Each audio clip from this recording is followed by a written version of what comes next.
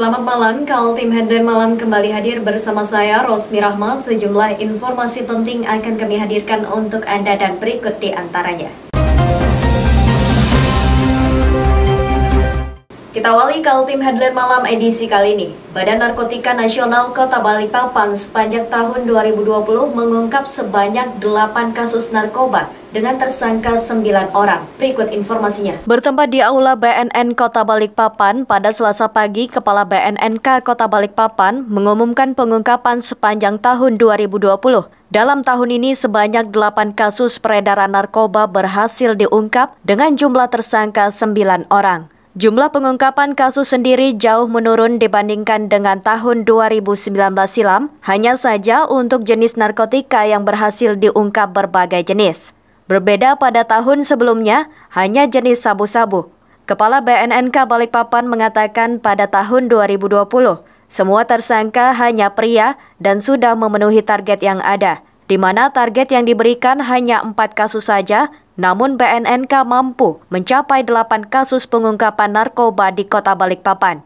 Kegiatan yang kami lakukan diantaranya adalah mulai dari pemberantasan dulu, karena pemberantasan itu biasanya yang banyak diminati. Jadi saya jelaskan bahwa seksi pemberantasan BNNK Kota Balikpapan telah melakukan 8 kasus dengan tersangka 9 orang, semuanya laki-laki tahun ini. Kalau tahun dulu ada perempuan, tahun ini tidak ada.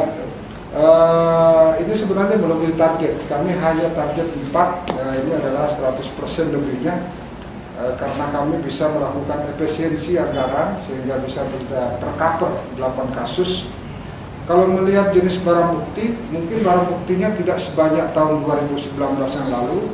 2020 ini cuma bervariatif. Rekan-rekan bisa melihat di sini kami sudah ada mengungkap ekstasi sekian banyak, juga ada tembakau sintetis. Kalau tahun dulu hanya kita jenis sabu-sabu. Keberhasilan BNNK Balikpapan tidak lepas dari kerjasamanya antara pihak kepolisian lainnya, termasuk masyarakat, untuk bersama memberantas peredaran narkoba. Dari Balikpapan, Muhammad Idris, tim Kaltim TV.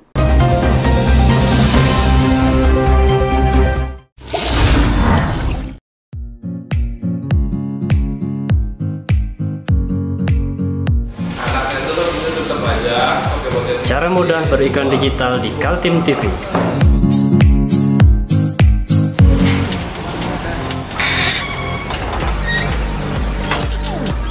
Yang pertama, jadilah sahabat Kaltim TV.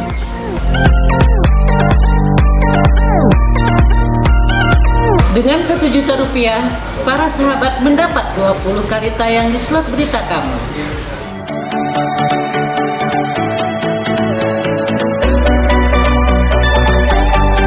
Dengan 20 detik dapat menjangkau 20.000 penonton. Anda beruntung karena mendapat kesempatan perdana dari kami. Ayo jadilah sahabat Kaltim TV.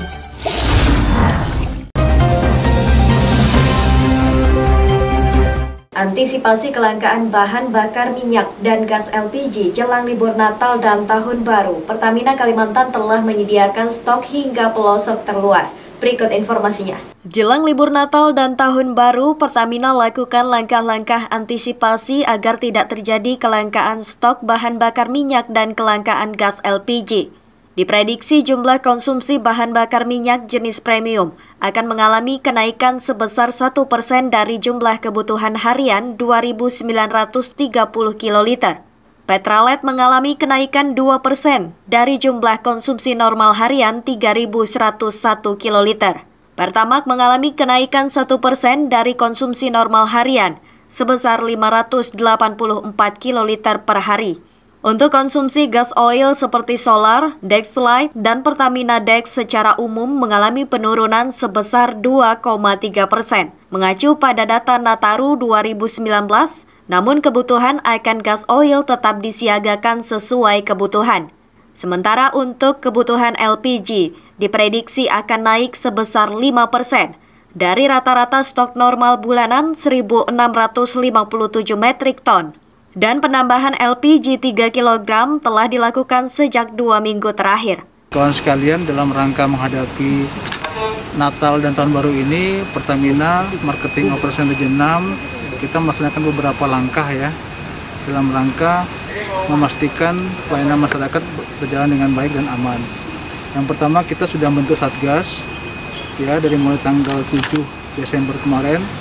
Insya Allah kita akan melaksanakan sampai dengan tanggal 10 Januari. Intinya Satgas ini adalah untuk memastikan pelayanan kita ke masyarakat itu bisa dilayani dengan baik, lancar, dan dalam level yang diharapkan.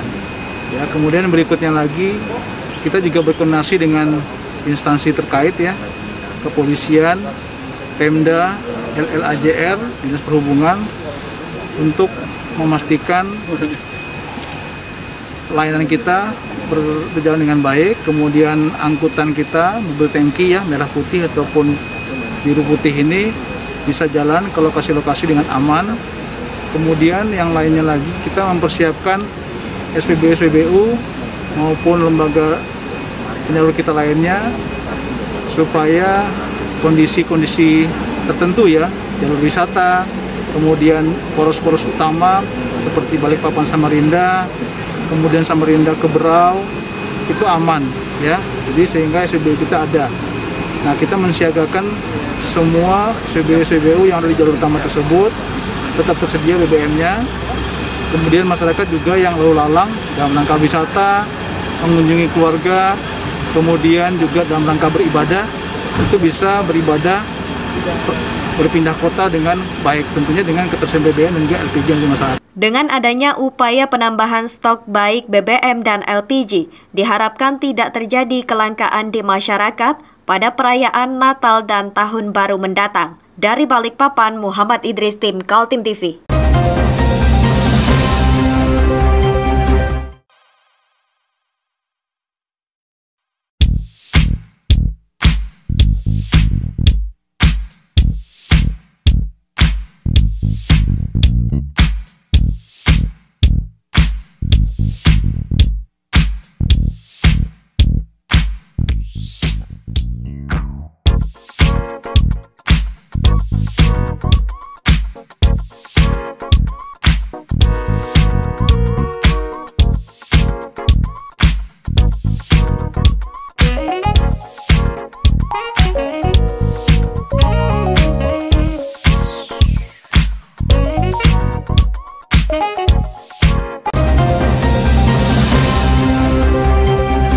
Musyawarah Wilayah Partai Amanat Nasional Kalimantan berhasil menetapkan 1 orang nahkoda baru untuk memimpin partai 5 tahun ke depan. Sigit Wibowo dipilih secara bulat oleh tim formatur menggantikan Darlis Patalongi yang telah mengemban amanat selama 10 tahun. Suasana pandemi COVID-19 terasa dalam hajatan musyawarah wilayah Partai Amanat Nasional yang digelar di Ballroom Hotel Aston Samarinda. Peserta dibatasi hanya 50 orang di dalam ruang, sementara para simpatisan bisa menyaksikan secara virtual. Ketua Dewan Pengurus Pusat Zulkifli Hasan yang mengumumkan terpilihnya Sigit Wibowo menggantikan Darlis Patalongi. Sistem pemilihan ketua setelah melewati masa pendaftaran calon formatur di tingkat wilayah yang kemudian dibawa ke pengurus pusat. Bersama dengan Sigit Wibowo sebagai ketua DPW PAN Kaltim yang juga ketua tim formatur, didampingi Baharudin Demu dan Sofyan Jafar.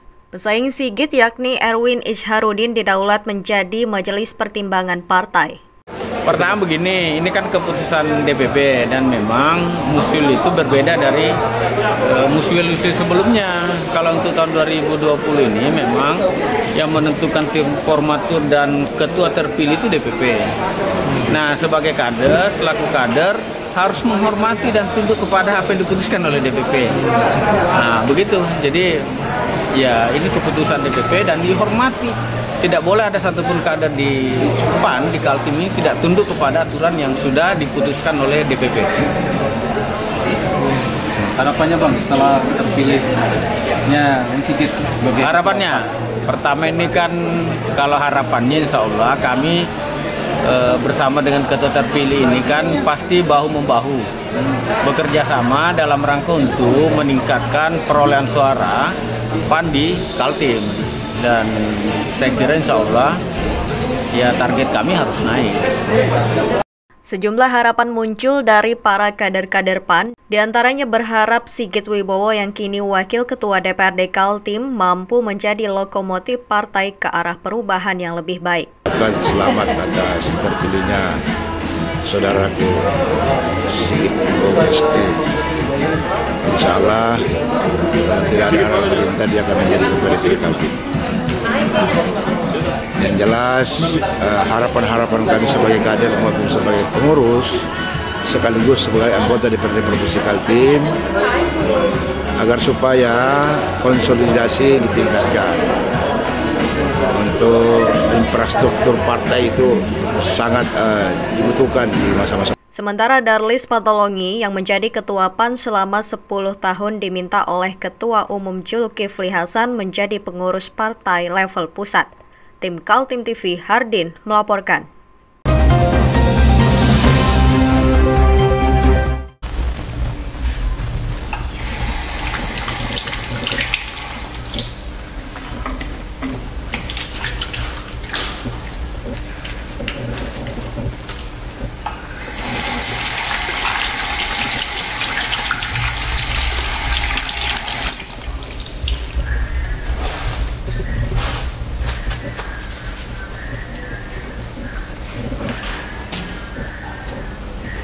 Meskipun di rumah saja, kita tetap selalu menjaga kesehatan, cuci tangan, menggunakan hand sanitizer. Ingat, mulailah dari diri sendiri.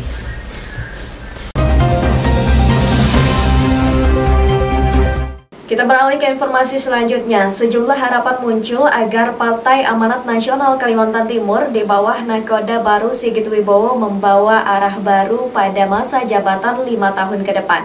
Agenda-agenda politik menuju pemilu 2024 dipersiapkan, terutama menyiapkan infrastruktur partai hingga tingkat RT. Musyawarah Wilayah DPW PAN Kaltim sudah selesai digelar setelah 4 formatur ditambah 1 unsur DPP PAN mengadakan rapat. Akhirnya salah satu anggota formatur, Sigit Wibowo, terpilih menahkodai partai berlambang matahari terbit itu. Sigit Wibowo kelahiran Balikpapan 4 September 1977. Aktivis yang lama berkecimpung di non-government organization itu saat ini duduk menjadi Wakil Ketua DPRD Kaltim dari daerah pemilihan Balikpapan.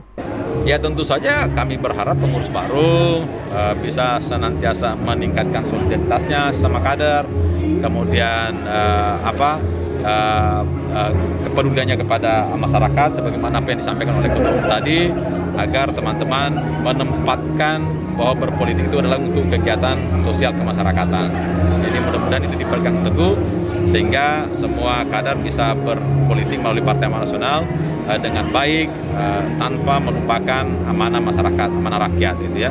Baik yang duduk di legislatif maupun yang menjadi pengurus partai di semua tingkatan. Partai Amanat Nasional menempatkan 5 wakilnya di DPRD Kaltim sehingga berhak atas 1 kursi pimpinan. Partai ini pernah juga berjaya mengirim wakilnya ke DPR RI yakni Muhammad Yasin Kara pada periode tahun 2004 hingga 2009. Sigit Wibowo diharapkan mampu mengulang sukses menempatkan wakil PAN pada pemilu 2024.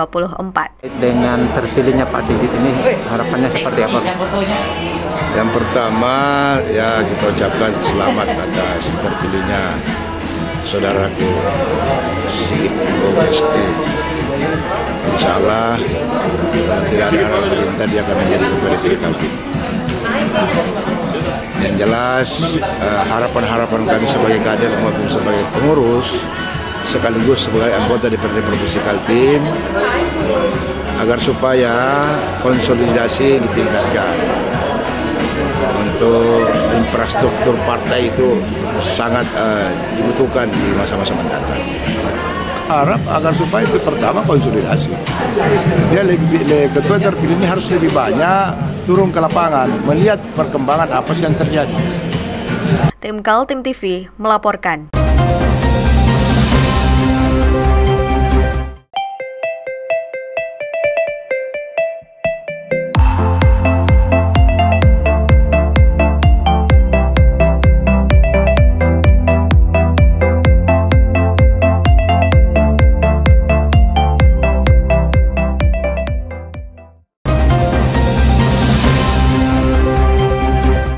Tahun baru 2021 sudah di depan mata, tapi malam pergantian tahun kali ini tidak bisa dirayakan seperti tahun-tahun sebelumnya. Pemerintah dan Polri sepakat tidak ada kerumunan dalam malam pergantian tahun 2021. Tidak seperti tahun-tahun sebelumnya, di mana banyak keluarga sudah merencanakan liburan akhir tahun dengan mengunjungi tempat-tempat favorit bersama keluarga. Pada tahun ini, khususnya pada malam penutupan tahun, Gubernur bersama Polda Kaltim sudah sepakat tidak ada kerumunan karena berpotensi menjadi klaster penularan virus corona. Dari 10 kabupaten dan kota di Kalimantan Timur, kondisinya masih menunjukkan penularan virus yang mengkhawatirkan. Kota-kota itu adalah Samarinda dan Kutai Kartanegara yang masih tergolong paling gawat. Disusul Kutai Timur, Balikpapan, Bontang, dan Berau. Nyaris tak ada lagi kabupaten dan kota aman dari penularan virus di Kalimantan Timur. Untuk pengamanan tahun baru Pak, seperti apa? Kita pasti amankan. Kalau tahun baru kan ini kan agenda nasional, agenda tahunan ya. Kita akan melakukan operasi lilin biasanya. Operasi lilin dalam rangka menghadapi pengamanan Natal dan tahun baru. Itu kalau kemungkinan biasanya ini kan Pak ya, seperti yang terjadi tahun-tahun, pasti ada kerumunan di tepian. Ya, ini kan Pak Gubernur dan mengeluarkan edaran tuh nggak ada kerumunan. Kalau bisa tempat-tempat hiburan itu juga tidak menggunakan kegiatan-kegiatan yang mengakibatkan kumpulnya massa. Nah, surat edaran itu aja dilaksanakan. Nah, kita ikut mendisiplinkan itu. Berarti langsung ada pembubaran Pak ya? Pembubaran ya, kalau sudah mengumpul. Angka penularan virus corona di Kaltim menurut terilis tanggal 7 Desember dari Satgas COVID-19 menyebutkan kumulatif se-Kaltim yang pernah terinfeksi virus sudah mencapai 21.107 orang. Kemudian sebanyak 17.933 sembuh dan jumlah pasien positif meninggal dunia 611 orang. Saat ini kasus aktif yang masih menunggu proses penyembuhan ada 2.563 pasien. Tim Kaltim TV, Hardin, melaporkan.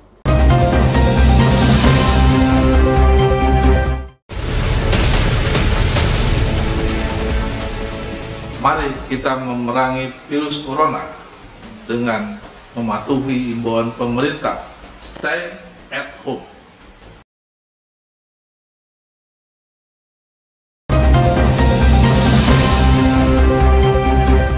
Demikian Kaltim Headline Malam edisi kali ini. Informasi lainnya dapat Anda simak melalui situs website kami www.kaltim.tv, channel YouTube dan fanpage Facebook Kaltim TV.